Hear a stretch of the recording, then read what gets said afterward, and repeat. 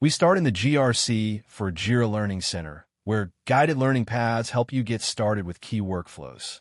In this demo, I'll walk through the compliance framework setup path to build the foundation of a compliance structure.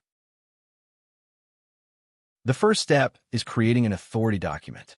Authority documents represent the regulations, standards, or frameworks your organization needs to comply with, such as ISO 27001, GDPR, or SOC 2. This is the top-level entry point of the compliance structure. After creating the authority document, I open it in the Dependencies view. This view visualizes the compliance structure and shows how authority documents, requirements, objectives, and templates are connected. We'll use this view to build the hierarchy without losing context. From the authority document card, I create a compliance requirement. Compliance requirements define specific obligations derived from the authority document. Creating them directly in the Dependencies view keeps the full structure visible as it evolves. Next, I create a control objective under the compliance requirement.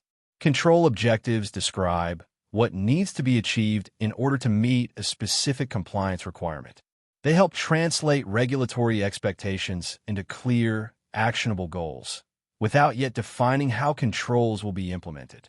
Creating control objectives also allows this layer to be reused across different authority documents, while keeping the compliance structure consistent. Finally, I create a control template under the control objective. Control templates define how controls should be implemented and assessed in a reusable and consistent way. This is an important step because control templates allow you to standardize control implementation across different entities, while still keeping a clear link back to the original compliance objectives. These templates will later be used to generate actual controls for specific entities, such as systems, applications, or business units. At this point, the compliance framework structure is in place.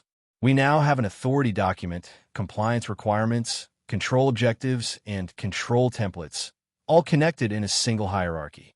This structure can now be applied to entities, where controls can be generated and assessments can begin.